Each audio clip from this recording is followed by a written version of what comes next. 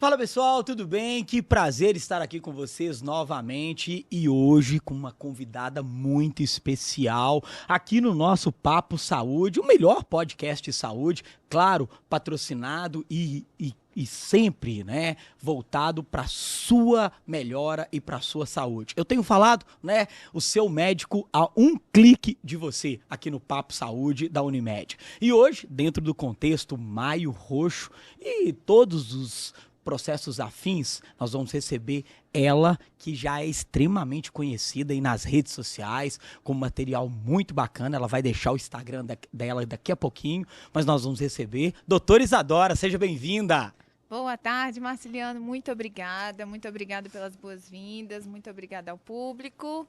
Estamos mais uma vez aqui com conteúdo de qualidade, né? Trazendo bons assuntos, baseado principalmente em evidências científicas, porque a gente só trabalha assim, né? Exatamente, é isso mesmo, doutora. Segunda vez que você volta aqui, então quer dizer, já tem carteirinha aqui no Papo Saúde da Unimed. Vamos começar falando um pouquinho do Maio Roxo? Conta pra gente um pouquinho por que se criou essa campanha e principalmente o que se faz e o que se pratica nessa campanha. Sim, senhor. Então, Marciliano, Maio Roxo, ele é o mês de conscientização das doenças inflamatórias intestinais. A importância dessas doenças inflamatórias, principalmente aqui no Brasil e nos países em desenvolvimento, ela tem sido uma crescente, né? Já são doenças muito conhecidas, muito estudadas nos países desenvolvidos. Então, na Europa, na América do Norte, que é onde tem uma incidência muito alta dessas doenças. E nos países em desenvolvimento, como o Brasil, né, e os países da América do Sul, tem tido uma crescente visível nos últimos anos. Por isso, o mês de conscientização, o Maio Roxo, inclusive mês de maio também tem o Dia Internacional da Conscientização, né, das doenças inflamatórias intestinais. E nós temos duas principais doenças inflamatórias intestinais, que é a retocolite ulcerativa e a doença de Crohn. Nós vamos discorrer aqui um pouquinho sobre essas duas doenças. Me chamou muita atenção, doutora, você citar que são países emergentes ou países em desenvolvimento. Passa pela questão da higiene, do saneamento, das condições alimentares. Fala um pouco para a gente sobre essa característica de países emergentes. Com certeza, Marciliano. Os países emergentes, eles têm uma ocidentalização e uma tendência de utilizar muito os ultraprocessados, né? Então, o abuso dos fast foods, dos alimentos ultraprocessados, que são ricos em estabilizantes, corantes, todos esses derivados, né? Eu falo com meus pacientes, são os antes. Tudo aquilo que tem antes no final, evita essas coisas, porque são produtos químicos. Então, não são substâncias naturais e que vão agredir muito o nosso intestino, as nossas mucosas. Então, são países que têm uma crescente no consumo de ultraprocessados, o estresse, a qualidade de vida, o estilo de vida que é muito agitado. Então, a gente tem que trabalhar demais, tem que se doar demais, não está tendo nem tempo para fazer a própria comida, né? Então, a gente já se perdeu nesse contexto de preparar os alimentos, de ter o tempo com a família, de sentar-se à mesa para ter uma refeição com calma. Hoje em dia é tudo corrido, hoje em dia é tudo sem tempo, né? Então, essa ocidentalização, essa parte negativa da ocidentalização é que vem trazendo tantos prejuízos e a gente associa muito com o aumento crescente das doenças inflamatórias intestinais. Interessante, você trouxe um aspecto cultural e essa agitação que a gente acabou adquirindo isso muito por causa da influência da ocidentalização, que eu adorei esse termo, não tinha utilizado ele ainda, faz todo sentido. Você me falou de 3 principais inflamações ou de 3 doenças, e você me corrija por gentileza, que inclusive uma delas, a doença de Crohn, né, me parece. Conta um pouquinho dessas doenças, a diferença delas e os impactos delas na vida das pessoas pra gente, doutora. Com certeza. Nós temos duas principais, Marciliano. Então, a retocolite ulcerativa e a doença de Crohn. Nós temos outras colites também, que a gente chama de colites microcíticas, colites específicas, que já não entram tanto nesses parâmetros das doenças inflamatórias intestinais que nós estamos focando aqui hoje. Temos essas duas. Então, a doença de Crohn e a retocolite, que são os nossos focos. A doença de Crohn, ela é uma doença que pode ir da boca até o ânus. Então, acomete todo o trato gastrointestinal. A retocolite, como o próprio nome já diz, ela tem uma predileção pelo reto e pelo cólon, principalmente em sua porção distal. Então, no consultório, são doenças que a gente não consegue distinguir logo de cara. Você é um paciente que tem doença de Crohn, você é um paciente que tem retocolite só numa primeira consulta. São necessários vários exames, várias consultas, várias segmentações aí do paciente para a gente poder ter um diagnóstico mais preciso dessas doenças. A doença de Crohn, em específico, que tem uma característica às vezes mais grave do que a retocolite, por ser uma doença que atinge, a gente fala, toda a espessura da mucosa intestinal. Então, ela atinge desde a superfície da mucosa até o que a gente chama de transmural, um acometimento transmural. Então, ela pode, inclusive, perfurar o intestino. E, no ânus, a gente tem até as fístulas, né? As fístulas perianais, que são consequências da doença de Crohn. Já a retocolite ulcerativa não tem esse acometimento que a gente chama de transmural. Não é toda a espessura da mucosa. Então, é um acometimento mais superficial da mucosa intestinal. E principalmente do reto e do cólon. E a doença de Crohn, da boca até o ânus. Na boca, a gente pode ter manifestações aftosas, várias aftas. No esôfago tem lesões, no intestino delgado, no estômago pode ter algum acometimento também. O intestino delgado, a gente fala que, eu que sou endoscopista, né? Então, é uma parte mais difícil acesso para a gente. Então, hoje a gente tem o exame específico da cápsula endoscópica, que é o exame que a gente tem uma maior acurácia de poder olhar no olho do intestino delgado. Né? A gente tem a endoscopia digestiva alta e a colonoscopia. E o intestino delgado fica nas custas aí da cápsula endoscópica, praticamente, né? Então, é uma parte mais invisível do nosso intestino. É realmente uma aula te ouvir, Isadora, e acaba desmistificando alguns pensamentos que a gente, pelo menos eu que já tenho, né, pertenço a algumas décadas atrás, as pessoas tinham receio de procurar um especialista. Aliás, as pessoas não conheciam que existem os especialistas, que a medicina ela acabou se fragmentando muito, o que tornou ela cada vez com maior alta performance. Na sua experiência clínica, esses exames hoje, eles são muito modernos, eles são praticamente indolores. Enfim, para quem estiver nos assistindo, que tem aquela dúvida, qual que é o grau de eficiência desses exames hoje, como eles acontecem? E uma curiosidade que particularmente eu tenho, o que acontece depois que você seda um agente ali e dá um sono mais gostoso do mundo? Conta pra gente, por favor, doutora. Exatamente. Hoje em dia são exames muito, muito seguros e para o paciente não tem desconforto nenhum durante o exame. Né? Quando a gente faz um preparo para colonoscopia, eu falo que a gente tem que fazer uma faxina do intestino, Sim, né? muito bem colocado. E a faxina do intestino passa por um quadro diarreico, então a gente tem que limpar o intestino, né? Então, essa é a parte incômoda, a parte desconfortável do exame endoscópico. Agora, a endoscopia não, é jejum, o soninho, melhor do mundo. Acordou, tá tudo pronto, né? A gente passa o aparelho que a gente olha desde a cavidade oral, da garganta, que a gente chama de orofaringe, todo o esôfago, a transição do esôfago para o estômago e o iniciozinho do duodeno, que é o nosso intestino fino, o intestino delgado. E só com isso a gente já tem muita informação.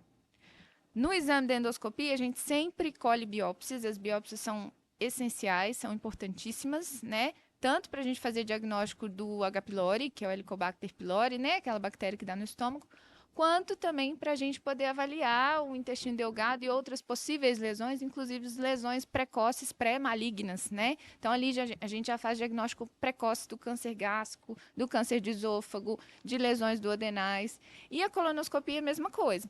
Um exame super confortável para o paciente, não sente dor, não sente desconforto, nada, nada, nada. E depois do exame, o paciente vai para a salinha, ele sempre pergunta, já fez, já acabou, né? E já acabou o exame, realmente. É um exame que vê tanto o reto, a gente começa lá desde a ampola retal, a gente começa sempre pela inspeção, porque a inspeção já fala muita coisa para a gente. O toque é indispensável na colonoscopia. Para os homens, a gente já faz o toque já pensando na próstata também. Eu falo que eu aproveito que meus pacientes estão sedados, para eles poderem fazer o toque da próstata sem nenhum desconforto. Nem fica sabendo. Nem fica sabendo e a gente já resolve muita coisa.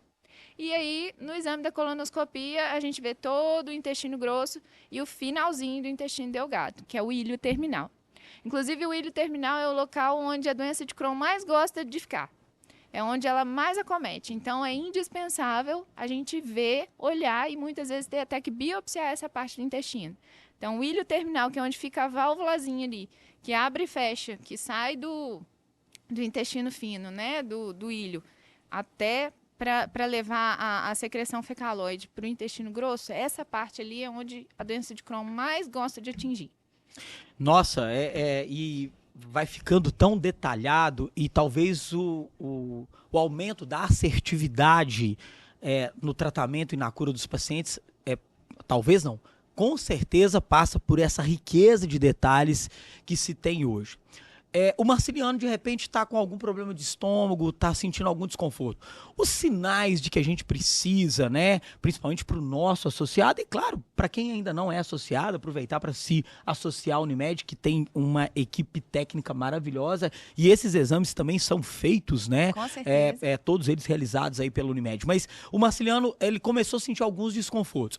Quando é que o Marciliano, ou que tipo de desconforto precisa que procure um especialista como você, doutora? Pacientes com diarreia, sangramento nas fezes, aquela fraqueza, aquela perda, anemia inexplicável, né, que a gente fala. Tô sempre com a ferritina baixa, tô sempre com a hemoglobina baixa, nunca sei o motivo. Isso já é motivo suficiente para fazer tanto a endoscopia quanto a colonoscopia. Os pacientes que têm síndromes desabsortivas, que a gente fala, né? Então, está perdendo nutriente de forma inexplicável. Emagrecimento, né? A perda ponderal também é relevante para a gente. A dor abdominal, a distensão abdominal, tudo isso é sinal e sintoma de doença inflamatória intestinal. Mas são tantos sinais e sintomas, doutora? Todo mundo que tem isso pode ter doença inflamatória intestinal? Na verdade, não, Marciliano. A gente sempre se questiona o paciente sobre alguns pontos específicos para a gente poder ter certeza se esse paciente é ou não um candidato a fazer uma colonoscopia, uma endoscopia para a investigação da doença inflamatória. Não é porque você tem uma distensão que você vai fazer uma colonoscopia. Então, na verdade, assim, o importante é procurar o profissional, e o profissional, a partir de sinais e sintomas, ele vai decidir ou sugerir que seja feito um desses exames mais completos que você diz. Doutora, o brasileiro ele tem uma cultura, não sei se os outros países também, mas o brasileiro tem uma cultura da automedicação. Isso é muito comum.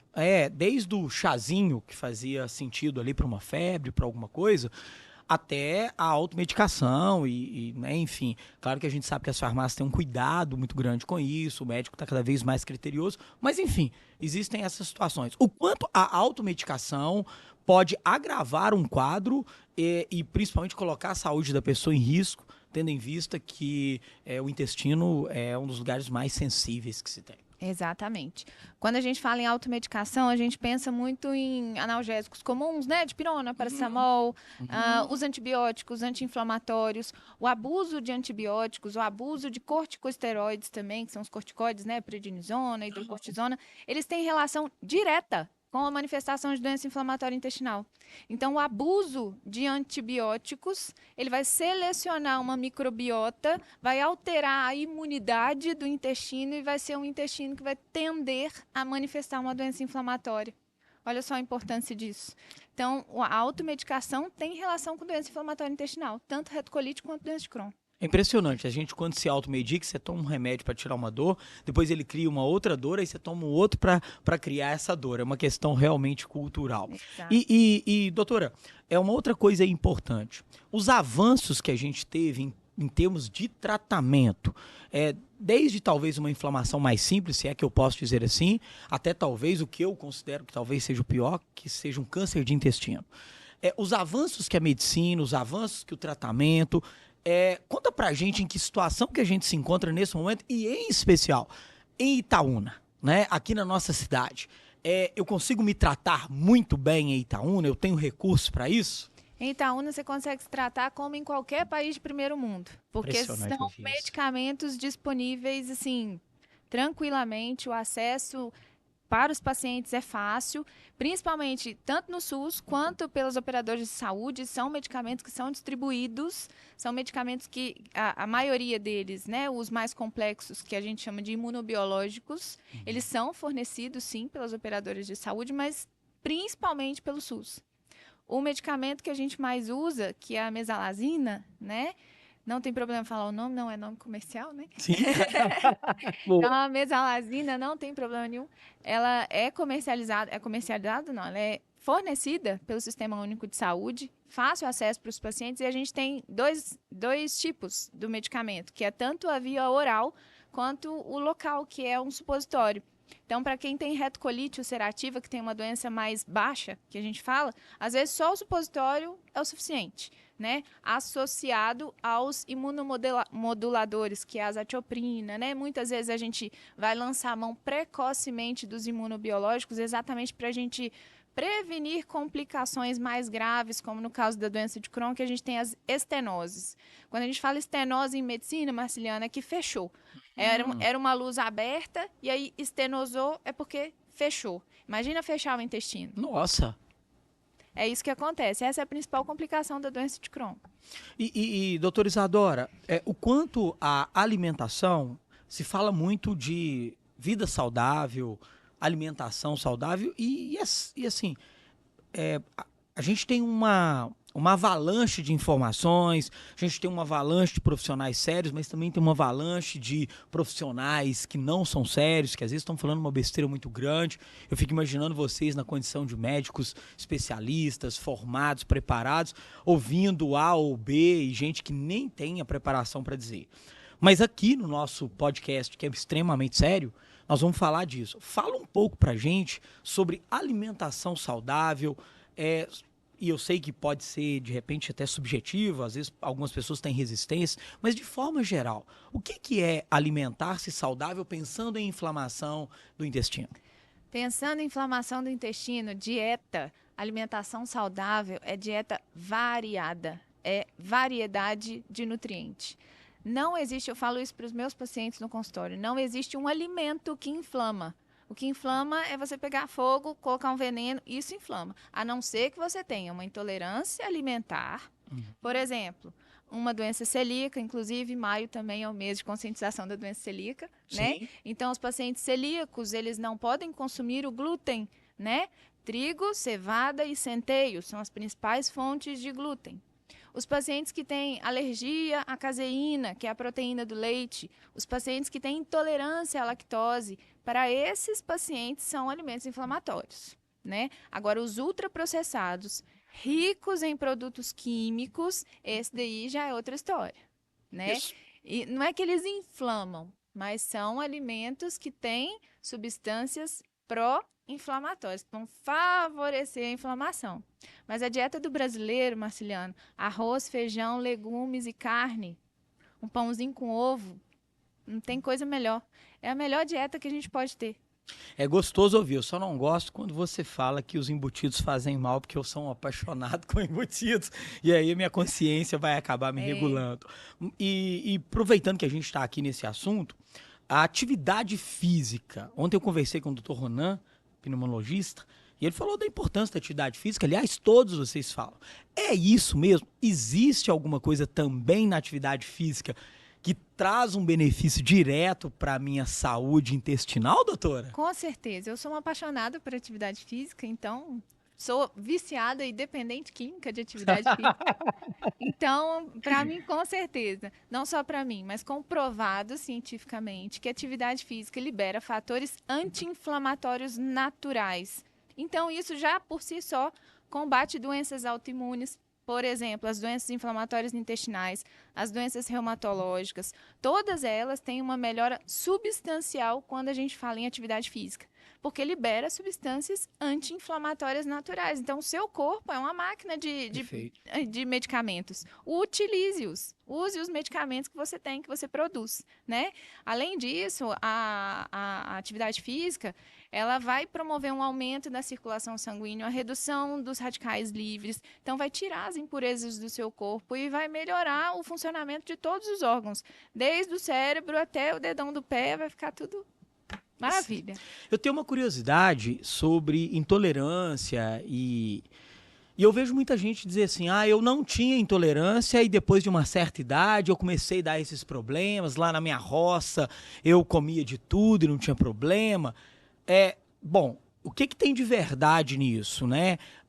intolerância, a pessoa ela nasce com a intolerância ou ela desenvolve essa intolerância? Eu fiquei um pouco em dúvida em relação a isso e outras pessoas, às vezes, a gente vê em roda de amigo comentando sobre. As duas coisas. Isso é importante. Existem as intolerâncias alimentares genéticas, que já vem escrito no DNA do marciliano que ele vai ter essa intolerância alimentar, né? Por exemplo, a intolerância à lactose pode vir, a intolerância à soja, a intolerância ao amendoim, né? E algumas outras alergias alimentares. E existem as intolerâncias adquiridas, principalmente pelo abuso de antibióticos, abuso de anti-inflamatórios, a infecção pelo H. pylori, algumas parasitoses intestinais também podem causar as intolerâncias alimentares ou até simular uma intolerância alimentar.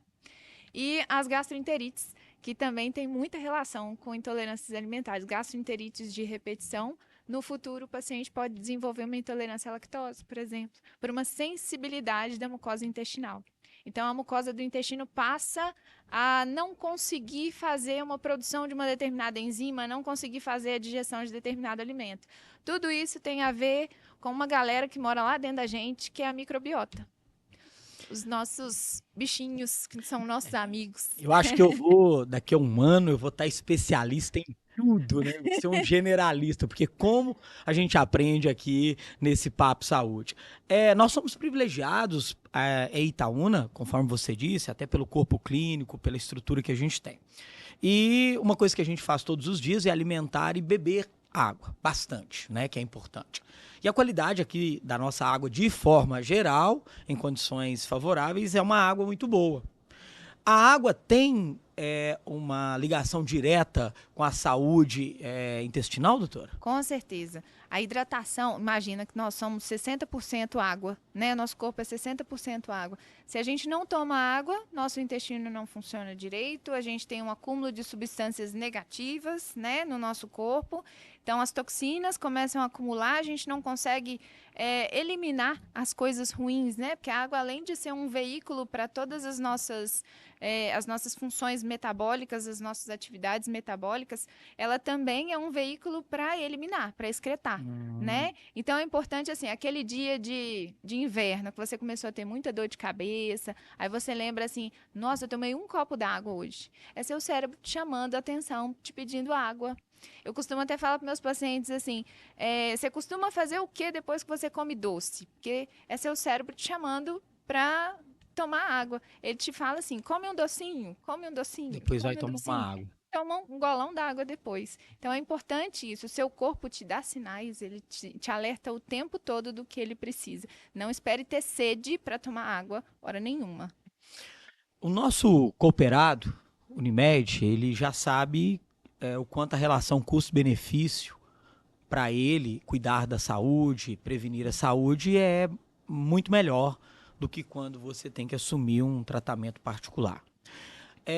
Mas de forma geral, a pessoa que tem uma inflamação de intestino é um tratamento agudo, é crônico, uma vez diagnosticado, ele precisa de uma rotina de acompanhamento, como, por exemplo, um paciente que tem diabetes. Como é que se cuida desse paciente? É acessível o tratamento? Não é dos mais complexos e mais caros, ou talvez seja complexo, mas já seja acessível, conforme você disse, em relação até algumas medicações que são disponibilizadas. A jornada do paciente. Conta pra gente um pouquinho, doutora. No contexto das doenças inflamatórias intestinais, Marciliana, é como se fosse realmente um paciente diabético. Então, para sempre o acompanhamento. Elas não têm cura, são doenças que têm controle. Então, o controle dessas doenças, ele passa por exames laboratoriais de rotina. Eventualmente, o paciente vai ter que repetir um exame endoscópico, uma colonoscopia, por exemplo. Eventualmente, vai precisar de biópsia, principalmente nas fases de reagudização, porque a gente fala que a doença, ela tem a fase de agudização, depois tem a fase de calmaria, que é a remissão, né? E ela pode reagudizar várias vezes ao longo da vida do paciente. Esses episódios de reagudização é que a gente tem que evitar. É aí que o tratamento precoce é importante, para que o paciente nunca mais tenha esses episódios de reagudização, ou pelo menos que sejam episódios mais brandos do que os anteriores. Quando a gente fala em doença inflamatória intestinal, Marciliano, a gente fala também em prevenção de câncer de intestino, porque a chance desses pacientes de desenvolverem uma doença maligna é muito maior do que no paciente na população normal, que a gente fala na população geral, né? Então é muito maior, cerca de 20 vezes maior a chance dele desenvolver um câncer de intestino. E uma vez com o câncer de intestino adquirido, é cirúrgico ou tem outro tratamento convencional? A não ser que seja um paciente que já seja um diagnóstico mais avançado, mas a maioria das vezes o tratamento cirúrgico do paciente com neoplasia. Do paciente com doença de Crohn e retocolite já é um pouquinho diferente. Na doença de Crohn, por exemplo, a gente só vai fazer uma intervenção cirúrgica em casos, igual eu te falei, da estenose, quando tem uma oclusão do intestino. Na retocolite, existe até uma possibilidade de cura da doença, dependendo da extensão que ela atinge o colo. Então, dependendo do segmento que é acometido, às vezes a gente remove o segmento, tira cirurgicamente e o paciente nunca mais tem a doença. Impressionante. E doutora, duas perguntas em uma. Gênero, tem alguma predisposição, homem ou mulher? E de idade, né? Se existe uma... Eu até acredito que à medida em que os anos vão passando, a gente vai ficando mais sensível. Mas para ouvir de você, que é especialista, essas duas perguntas. Homem ou mulher, ou homem e mulher, e mais jovem, mais velho. Conta pra gente um pouquinho esses dois fatores. A incidência entre homem e mulher é até semelhante, mas mulher um pouquinho acima, 58% na mulher e um pouquinho menos no homem, né? Então, 42% no homem. Agora, em relação à idade, nós temos duas faixas etárias ali que são mais prevalentes. O paciente entre 15 e 35 anos, geralmente, é a faixa etária do primeiro diagnóstico. E acima de 60 anos também pode desenvolver. Então, são duas faixas etárias de risco. Então, o paciente acima de 60 anos, ele já está ali, teoricamente, fazendo a coluna de prevenção, né? O paciente de 15 a 35 anos ainda não. Mas são esses pacientes que geralmente abrem os sintomas, né? Que é nessa idade que a gente tem o início dos sintomas. Essa coisa de faixa etária me preocupa porque da última vez do Covid eu estava fora da linha de corte e agora eu já entrei. Então, toda vez que eu pergunto isso, eu agora comecei a fazer métricas em que idade que eu estou. Agora você está no meio do caminho. Eu estou no meio do caminho agora.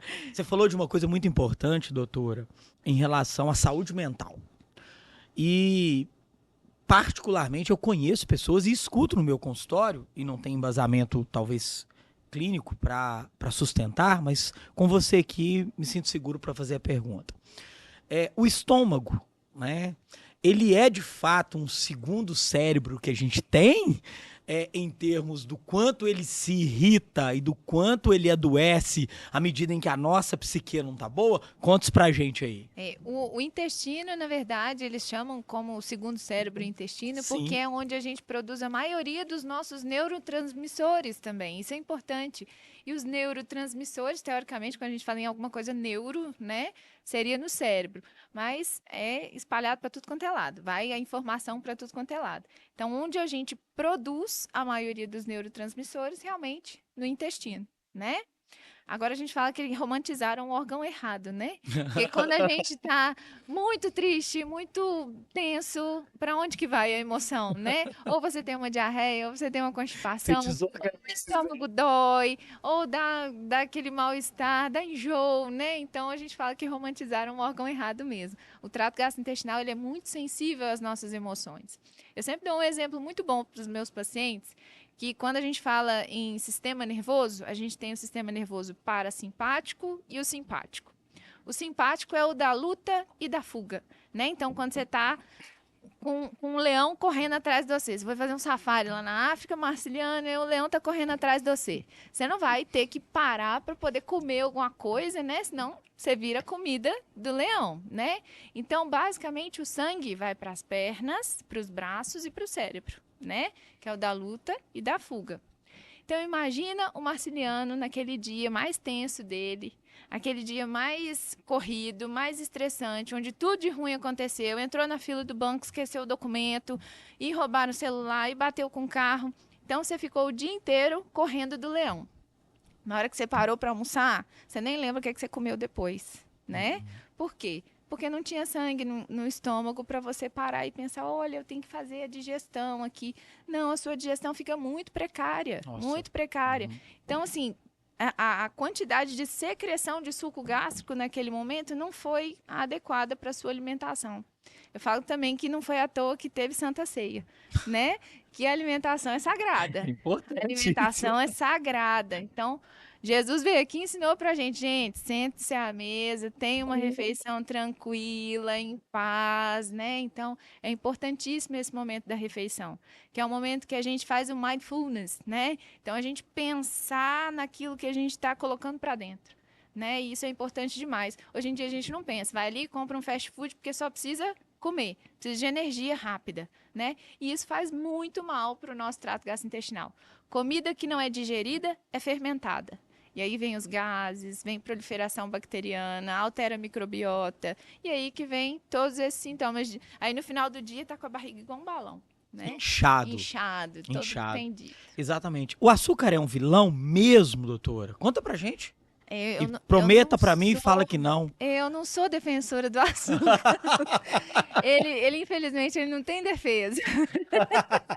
Mas ele é sensacional, né? Com certeza. Eu falo que tem momentos que a gente pode comer o açúcar, né? Por exemplo, na atividade física é importante, a gente precisa de energia, né? Então, ele é uma fonte de energia, mas de preferência é um açúcar que a gente fala que não seja rápido, a absorção rápida, né? Se for comer um doce, que seja logo depois do almoço, né? Porque ali é uma dieta mais rica, então a gente tem fibra, a gente tem proteína. As fibras ajudam a envolver a molécula do açúcar para que não tenha pico de insulina no nosso sangue, e o pico de insulina que faz mal. Então não é só o açúcar, é comer um pão, ficou 18 horas de jejum e vai lá e come um pão. Isso vai dar um pico de insulina gigante no corpo também. A não ser que você vai fazer uma atividade física logo depois, isso não vai te fazer bem. Entendi, Isadora. Aproveitando aqui mais um pouquinho, falar um pouquinho de consultório. O paciente ele está com medo do diagnóstico e ele até recebe um diagnóstico que não era favorável. O que você orienta para ele? Ele de repente recebeu um diagnóstico de que a coisa é mais complexa do que ele imaginava. Como é que ele sai do seu consultório? Aí não necessariamente com a sua especialização, mas com a sua conduta clínica. Como é que é lá na sua salinha? Lá na minha salinha a gente tem muito acolhimento. Eu falo que tem muito acolhimento. Eu acho que Isso é seu? é meu. É meu, com certeza. Eu acho que o paciente, quando ele te procura, Marciliano, ele não está procurando só uma resposta para o problema dele, ele está procurando acolhimento, ele está procurando mais do que apenas um diagnóstico ou um tratamento. Ele quer ser acolhido, ele quer ser entendido, ele quer ser compreendido. E o contexto social, o contexto familiar, o contexto psicológico, tudo isso é envolvido no paciente. Então, a gente está ali para escutar, né? Isso é importantíssimo. Então, a gente tem que ter a contrapartida, né? Quando a gente fala em diagnósticos difíceis, e eu lido muito com isso, geralmente eu chamo uma família antes, eu explico sobre a doença, explico sobre os recursos, e eu não vou deixar meu paciente desamparado também, não vou largar ele solto no mundo. Geralmente eu disponibilizo até meu telefone pessoal, se precisar, sabe? Disponibilizo meu consultório mais vezes, nunca vou deixar esse paciente abandonado, porque isso é muito comum, né? Você recebe um diagnóstico negativo, vai no pronto-socorro, fala assim, aqui, você está infartado, tal, aí você vai para o outro hospital, viu, e segue sua vida. Não é assim, né? O paciente fica fragilizado. E hoje em dia a gente não vê muito isso, né? Hoje em dia o comércio da saúde é uma coisa tão fria, né? Tão assim, eu acho que desligou um pouco essa questão do aspecto social mesmo, do acolhimento do médico em relação ao paciente. Eu acho que não tem muito isso não, sabe? Eu fico até triste. Uma curiosidade, então, para a gente ficar alegre. Dentre as várias especialidades da medicina, o que fez você escolher lidar com intestinos inflamados e esse espaço tão obscuro, né, que acontece tanta coisa ali? Como é que se escolhe essa especialização? Marciliana, meu olho até brilha de falar, porque assim, eu vim de uma escola, eu fiz faculdade na IMESCAN, que é em Vitória, na Santa Casa de Vitória, e lá eu tive mestres da gastroenterologia que foram, assim, excepcionais. E aí eu fui para cirurgia geral. Cheguei em BH em 2013, fiz cirurgia geral no Hospital Júlia Kubitschek, na FEMIG. Só uma curiosidade, você não é daqui? Não, eu sou de Vitória, no Espírito Santo. Ah, desculpa, não perguntei, que Não tem problema, sou bacana. capixaba. Ah, mas o capixaba é um mineiro também, né? É É um um mineiro com praia. exatamente. Pois é, e continue, por favor. E aí eu vim para cá em 2013, fiz a residência, cirurgia geral, também tive mestres excepcionais.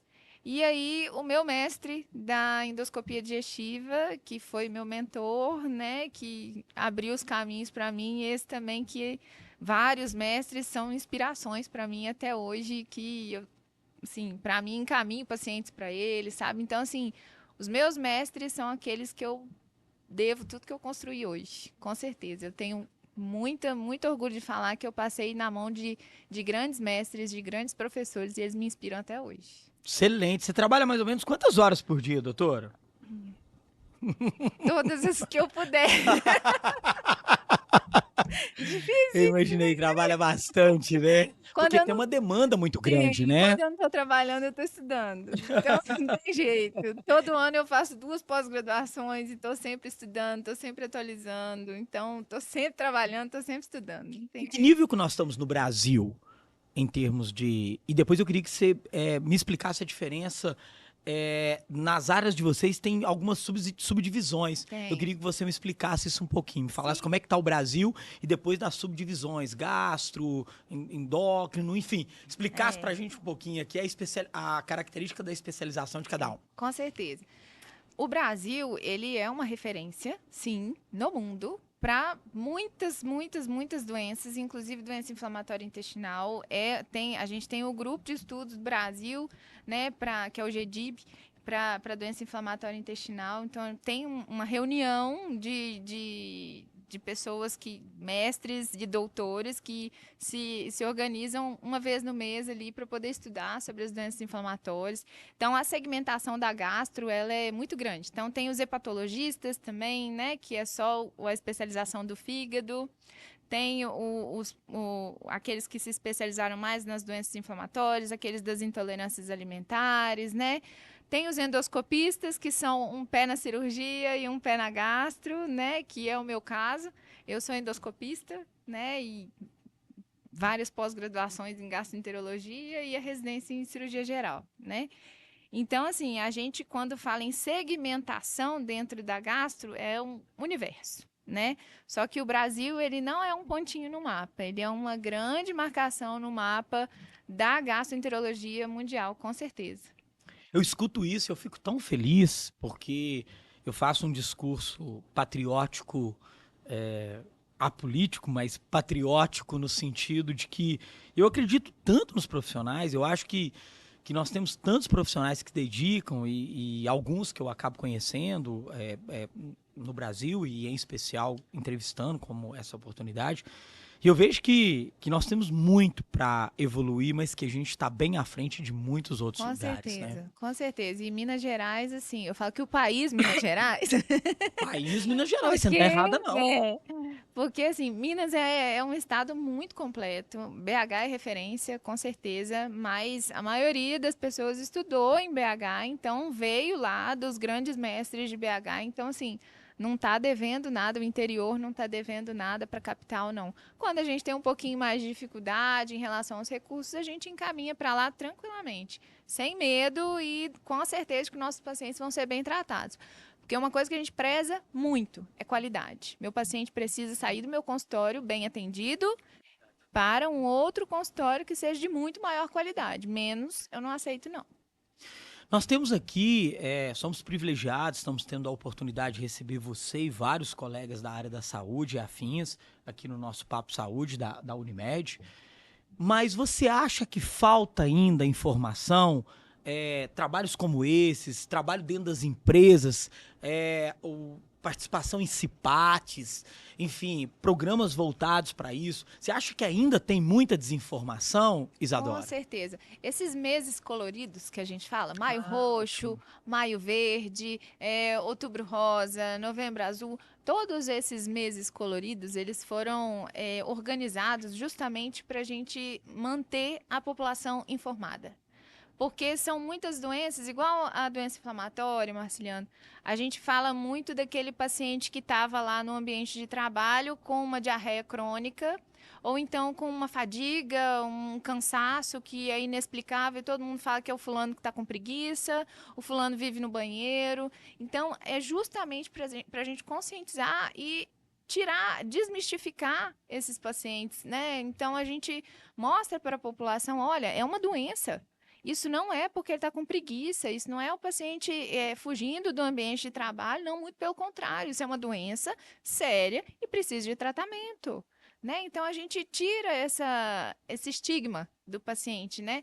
Porque essa tendência de estigmatizar o paciente é que a gente tem que ter cuidado no consultório. Olha, você é um diabético, então você não pode fazer isso, não pode comer doce, não. Você pode viver sua vida normalmente, porém com diabetes. A mesma coisa das doenças inflamatórias intestinais. A partir do momento que a gente conscientiza a população, informando o que é a doença, o que são os sintomas, a gravidade, isso passa de um estigma para uma coisa, né, do contexto social daquele paciente. Para uma gastro, o que é o mundo ideal da saúde para uma gastro? A gente quer o melhor para os pacientes da gente, né, Marciliano? Então, assim, eu quero o meu paciente com uma qualidade de nutriente na vida dele. Então, eu quero meu paciente comendo bem, eu quero meu paciente com tempo de sono de qualidade, eu quero meu paciente feliz, e felicidade é uma coisa, né, que é totalmente individual, cada um tem a sua. Mas quando a gente vê aquele paciente tranquilo, em paz, na família, no trabalho, isso é o mais importante, fazendo a atividade física dele com o tempo de fazer atividade física, né? A gente médico sempre fala isso, né? A gente tem que dormir bem, comer bem, tomar muita água, não pode fumar, não pode beber bebida alcoólica, combate à obesidade. Então, assim, o paciente ideal é aquele paciente que a gente vê, assim, seguindo as nossas instruções direitinho, né? Não precisa ser como a gente. Porque a gente tem nossos momentos, assim, né? Não, mas vai ter uma festa, doutor, eu não posso comer um bolo, eu não posso. Então, a gente tem recurso para isso. Então, vai caminhando, né? Assim. Entendi. Apesar de tudo que a gente elogiou do Brasil, e enfim, a gente sabe o quanto ele é promissor e o quanto ele está avançado na medicina, mas ainda existe uma desigualdade social muito grande. E para as pessoas menos favorecidas, e às vezes elas têm dificuldade de estar com a saúde em dia, e aí a gente agradece as empresas que acabam adquirindo aí, se associando, né, à Unimed, à cooperativa, para que ele tenha acesso a um profissional do calibre seu e de seus colegas que aparece aqui, e de outros tantos. Mas para aquela família que tem ali o pai e a mãe, enfim, dois membros principais que são responsáveis pelo fornecimento, né, do subsídio alimentar dessa família, e dois filhos. Dá para dizer que tem uma rotina, essa coisa de tomar café de manhã, a cada 2 horas comer alguma coisa, enfim, isto é marketing ou isso realmente faz sentido? Você não ficar muito tempo sem fazer uma alimentação? E uma pergunta muito importante: jejum intermitente. Todo mundo adora. Eu não ia deixar você vir aqui sem falar a sua opinião, não, doutora, que a gente respeita muito. Diga. Com certeza. Então, vamos lá. Realmente tem horário para alimentar. Não é à toa que a gente faz a maior refeição do dia no meio do dia. Isso tem a ver com as secreções gástricas. Então é importante o nosso. Que é o almoço. Isso, exatamente. Os nossos horários, né? A nossa crononutrologia. Então tem isso também. As nossas secreções, elas são eliminadas de acordo com a nossa refeição, claro, e de acordo com o ciclo circadiano, Sol e Lua. Né? Então, aquela pessoa que trabalha à noite, por exemplo, ela já sofre um pouquinho com essa questão aí, né, da alimentação. Então, assim, o café da manhã é importante? É importante, né? Um jejum intermitente, né? Jejum intermitente que o povo adora. Não é para ser feito todos os dias, jejum intermitente, com certeza. Tem suas aplicações, principalmente para aqueles pacientes que têm uma resistência à insulina, né, que é um pré-diabetes, né? Então é importante sim, tem aplicações. Para quem quer emagrecer também é importante, né? Agora, o almoço ele tem que ser no horário certinho, o jantar no horário certinho, e é importante que o jantar seja, no mínimo, 2 horas antes de você deitar. Eu sempre falo para meus pacientes, eles sabem disso. Quem é meu paciente há muito tempo já sabe minhas falas no consultório. É mastigar bem, comer devagar, não tomar líquido nas refeições, então líquido só 30 minutos antes ou 1 hora depois, e não deitar logo após a refeição. Só pode deitar depois de 2 horas da refeição. Mas não tem aquele negócio de, eu preciso comer de 4 em 4 horas. Não, não tem esse horário certinho. A gente precisa das refeições feitas com paz, tranquilidade, né? Bem mastigadas e nos horários corretos. Você estava dizendo, eu estava sorrindo, porque assim, como é bom comer alguma coisa tomando algo e depois dormir, né? Todo mundo adora, Mas né? é muito bom. Agora, uma coisa importante, Marciliano, sobre o jejum intermitente, que é uma responsabilidade nossa falar. Quando a gente fala em quebrar o jejum, é mais importante do que o tempo de jejum. Jejum intermitente, ele tem que ser feito no máximo ali 16 horas, que aí é o que a gente chama de jejum metabólico. Então, é entre 14 e 16 horas, né? Quando a gente quebra o jejum com carboidrato, a gente tem aquela história que eu falei antes do pico de insulina, né? Então, a gente não pode quebrar um jejum prolongado com carboidrato, porque senão você vai colocar o seu pâncreas para sofrer. Aí é ruim. E aí, ao invés de você estar emagrecendo, né, ou estimulando o emagrecimento, estimulando uma melhora ali na resistência à insulina, você está piorando. Então, tem que ser quebrado com proteína. Entendi. Tem uma pergunta aqui que eu não a fiz ainda e gostaria de ouvir. Claro. Que é sobre os sintomas da D2. Eu tô falando correto? Da doença inflamatória intestinal. Então, os principais sinais e sintomas das doenças inflamatórias intestinais que a gente tem é a diarreia, né? Diarreia crônica, prolongada. Então, ali, diarreia a partir de 6 semanas, né? Então, aquela diarreia que está se estendendo muito, que o paciente está perdendo nutriente. Diarreia com sangue, diarreia com muco, né? Alteração do hábito intestinal. Antes eu tinha uma constipação, aí virou uma diarreia, né? Então, isso também é sinal de alarme. O emagrecimento, dor abdominal, distensão, aquela parada de eliminação de gases e fezes, que aí tem a ver com a estenose, né? Que eu falei anteriormente. Às vezes vômito, às vezes é o que a gente chama de vômitos fecaloides devido à obstrução, e aí já é um quadro para pronto-socorro. Então, a gente tem que mandar o paciente para um pronto atendimento, né? E nos quadros mais graves, Marciliano, até perfuração intestinal pode acontecer num quadro agudo, né, das doenças inflamatórias intestinais. Mas o mais evidente mesmo é a diarreia e principalmente a diarreia com sangue e a perda ponderal, o emagrecimento. Mas existem o que a gente chama de manifestações extraintestinais das doenças inflamatórias intestinais. Essas aí é que são o pulo do gato. Então, tem manifestações que a gente fala articulares, então, artralgias, né, dores articulares. A espondilite anquilosante, que é uma espondilite, uma artralgia axial, que a gente fala. Então, uma dor na coluna, na articulação sacroilíaca, que o paciente fica até incapacitado de fazer alguns movimentos. Isso também tem relação com retocolite ulcerativa. Algumas doenças do fígado, como a colangite esclerosante, que também tem relação com a retocolite ulcerativa. Então, tem vários sinais e sintomas que acendem a lanterninha pra gente. E a gente vai tomando analgésico, relaxante muscular e acha que tá com problema ali, procura o especialista, que não é o caso, e às vezes ele tem dificuldade de fazer o diagnóstico também, e a gente acaba não chegando. Como é importante um papo desse para a gente poder, pelo menos, ficar curioso sobre o que a gente vai dizer. O mais importante é a informação de qualidade para os pacientes e para a população ter o entendimento, nem que seja um entendimento mais superficial das doenças, né? Esse é o maior compromisso que a gente tem quando a gente assume ser médico. Né? Doutora, e uma pergunta assim, importante pra gente. Pô, passou rápido, né? Nós já estamos aqui no finalzinho e eu não podia deixar de te perguntar. O Instagram, por exemplo, ele apresenta pra gente uma série de milagres, né? Compre isso, emagreça desse jeito, cuide disso, faça isso, faça aquilo.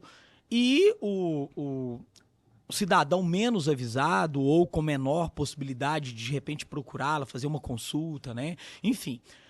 Como que vocês, profissionais, conseguem ver algumas barbaridades que aparecem aqui e como que o Conselho de Medicina tem agido sobre isso? E, bom, é uma opinião mesmo, não necessariamente você precisa falar em nome do Conselho, mas assim, como que vocês veem isso, essa avalanche de porcarias que é comercializado indiscriminadamente e às vezes isso chega para vocês lá no consultório com a pessoa até com muitos problemas porque comprou isso ou comprou aquilo, ou fez isso ou fez uma mistura aqui. Conta pra gente como é que tá isso aí. Chega mesmo, é difícil. Eu falo que o Dr. Google é muito acessível e ele é muito perigoso, né? Então a gente tem que ter muito cuidado e as informações de rede social, de mídia também, não tem um certo filtro, né? Infelizmente. O CFM, os CRMs, eles não conseguem fazer um filtro, né, das redes sociais, não tem essa fiscalização. não tem jeito. Então, assim, a gente fica refém. Eu falo que é da índole das pessoas mesmo, que não tem muito jeito, né? E o compromisso nosso é com o paciente. O paciente chegou no consultório, você vai falar para ele abertamente, olha, essa informação não é baseada em evidências, não está certo isso, você não vai curar um câncer bebendo água com limão, você não vai, é perigoso, é esse nível, entendeu? Então, assim, é difícil a gente falar assim, não, não sei, vou parar de tomar meu remédio do coração aqui, porque o doutor lá falou que se eu comer beterraba e berinjela vai melhorar. Não é assim que funciona, né? Antes de tomar qualquer atitude drástica em relação à sua saúde, consulte um médico sério, né? Não vá no Dr. Google e não vá no Instagram, é muito perigoso. E no Instagram eu tenho minha rede social, né? E é o maior compromisso que a gente tem, a informação correta, a informação de qualidade, a informação que não vai levar risco e sim benefício para o paciente. Que esse é o nosso compromisso. A sua profissão, você escolheu essa profissão justamente para você se dedicar à vida do outro, não comprometer a saúde do outro, né? Então já passa por aí, já passa desde a escolha lá de trás. Só que tem muita gente aí que escolhe o lado errado, né? Então a gente faz um apelo para os pacientes, por favor, né, consulte um profissional sério, vá naquela pessoa que vai te explicar, baseado em evidências, não tire medicamento, não tome medicamento sem consultar com um profissional sério. Excelente. A sua consulta deve ser muito didática, né, doutora? Porque parece que você pensa preparar bastante o seu cliente, o seu paciente lá nesse sentido. A gente não vai dar aula para o paciente, né? Assim, claro. A gente eu atendo no consultório todas as classes sociais, todos os níveis de entendimento, desde doutores até o paciente mais simples. Então, a gente tem o compromisso de dar informação acessível, né? Informação de qualidade e acessível. O gastro, ele também tem, como por exemplo, de criança, de idoso, de adolescente, tem isso também? Tem o gastropediatra, né? O idoso, dependendo do caso, ele vai para o geriatra mesmo, né? Mas a maioria dos casos, assim, de adolescente, adulto e idoso, quem trata é o gastro mesmo. Mas tem o gastropediatra e é importantíssimo falar isso porque criança não é adulto pequeno, né? Então, tem muitas particularidades que a criança apresenta e eu tenho muitas crianças no meu consultório e quando chega um determinado limite eu falo, não, agora você vai para o gastropediatra. Não temos, infelizmente, um gastropediatra aqui na cidade, mas geralmente eu encaminho para alguns profissionais mais próximos, mas esse compromisso eu faço com as famílias também. A partir do momento que chegou no meu limite, vai para o gastropediatra. Excelente. Para a gente, infelizmente, já irmos fechando esse super bate-papo aqui no Papo Saúde, né, da nossa querida Unimed. Considerações finais, recomendações, dicas não, porque você não é Masterchef, né? um dia eu brinquei num vídeo meu e falei, vou dar uma dica, a menina foi lá e me corrigiu e falou assim, você não é Masterchef, é orientações. Exatamente. Enfim, então quando eu lembro, eu acabo fazendo a substituição. Bate isso tudo no liquidificador, doutora, né? Essa oportunidade aqui do bate-papo, o Maio Roxo, a sua experiência clínica e fecha isso pra gente, assim, com uma mensagem muito bacana aqui pra gente finalizar esse nosso episódio hoje. É muito importante a gente pensar, Marciliano, em informação de qualidade, com certeza. Então, busque fontes seguras de informação, não vá buscar fontes em qualquer lugar. Alimentação é importante, então priorize aquilo que você coloca para dentro de você. Né? Então, vegetais variados, lavar bem os vegetais, por favor, porque o H. pylori mora na terra, então ele vai ser consumido normalmente se você não lavar a sua frutinha. Então, coma tudo bem limpinho, de qualidade, variedade é importantíssimo, mastigação é importante, todas essas questões que a gente pontua. Mas eu acho que o mais importante é a gente falar hoje, no mês de conscientização das doenças inflamatórias intestinais, é a importância de você reconhecer a fragilidade do outro.